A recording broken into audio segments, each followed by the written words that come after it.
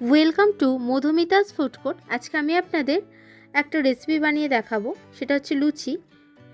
এর জন্য আমি চিনে বাদাম নিয়ে নিয়েছি। এটাকে আমি 3-4 ঘন্টার জন্য ভিজিয়ে এর খোসাগুলো আমি ছাড়িয়ে নিয়েছি। প্রথমে মিক্সি জারের মধ্যে এটাকে নিয়ে আমি এখন পেস্ট করে নেব। এরপরে আমি লুচিটা করার জন্য ময়দা মেখে নেব। আমি এখানে 2 বাটির মতো ময়দা নিয়েছি। এতে আমি দিয়ে দিলাম নুন, দিয়ে দিচ্ছি এখানে ময়ানার জন্য তেল, আর দিচ্ছি এখানে সামান্য পরিমাণ চিনি। দিয়ে এটাকে ভালো করে আমি মিশিয়ে নিয়ে তারপরে মেখে নেব। রাধাবল্লভী মুগ ডালের কচুরি তো অনেকেই খেয়েছেন, কিন্তু এইরকমভাবে চিনে বাদাম দিয়ে একবার কচুরি বানিয়ে দেখবেন, অবশ্যই খুব সুন্দর লাগে এবং খুব টেস্টিও এটা। একবার খেলে বারবার খেতে ইচ্ছা করবে, একবার অবশ্যই বাড়িতে বানাবেন। দেখুন ময়দাটা আমার খুব ভালো করে মাখা হয়ে গেছে। আমি এটাকে রেস্ট করে নেব 15-20 মিনিটের জন্য।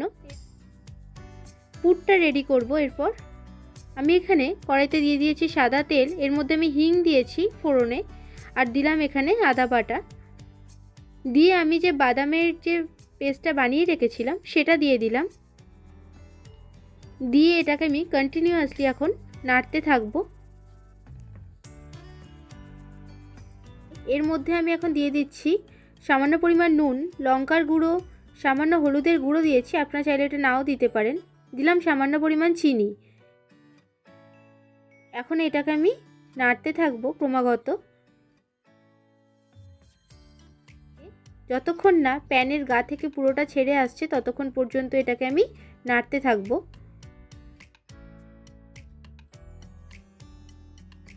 দেখুন কড়াইতে একটুও লাগছে না আর, এবং সুন্দর একটা স্মেল বের হচ্ছে এটা থেকে, তখন জানবেন এটা রেডি হয়ে গেছে।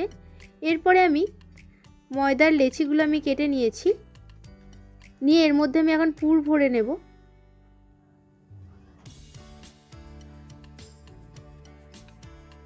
আমার চ্যানেলে বিভিন্ন ধরনের রান্না আছে, আপনারা চাইলে চেক করে দেখতে পারেন। ভালো লাগলে অবশ্যই চ্যানেলটিকে লাইক, শেয়ার এবং সাবস্ক্রাইব করবেন। পাশে থাকা বেল আইকনটি প্রেস করে দেবেন। যখন নতুন নতুন ভিডিও আপলোড করব তখন আপনাদের কাছে সহজেই নোটিফিকেশন পৌঁছে যাবে, আপনারা সবার আগে সেই ভিডিওটাই দেখতে পাবেন।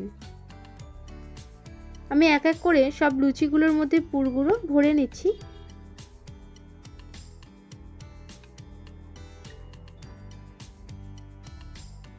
আমি এখানে কাঁচা বাদাম ব্যবহার করেছি, আপনারা চাইলে এখানে ভাজা বাদাম ব্যবহার করতেও পারেন। দেখুন, তবে কাঁচা বাদাম দিয়ে করে অবশ্যই একবার দেখবেন, খুব সুন্দর লাগে এটা খেতে। এর সঙ্গে কোনো রকম তরকারি ছাড়াও এটা খেয়ে নিতে পারবেন শুধুই।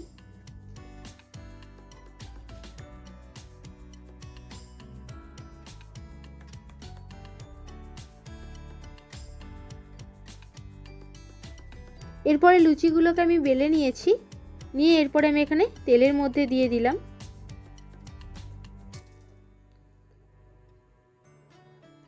দেখুন আমার লুচিগুলো কি সুন্দর হয়েছে এবং খেতেও খুব সুন্দর।